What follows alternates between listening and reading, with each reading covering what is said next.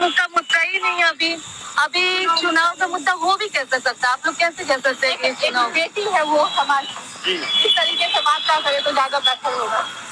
बेटी के बात की जाए जी आप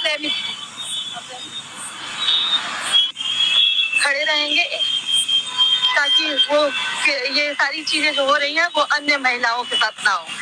दोस्तों, जैसे आप लोगों ने वीडियो में देखा कि वीडियो में दिखाई देने वाली शख्स ज्योति सिंह नहीं बल्कि ज्योति सिंह की बहन जूही सिंह हैं।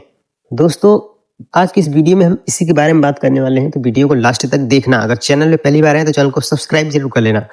दोस्तों, जूही सिंह जी से एक मीडिया वाले रिपोर्टिंग भाई साहब पूछते हैं कि ज्योति सिंह पवन सिंह के घर किस लिए गए थी?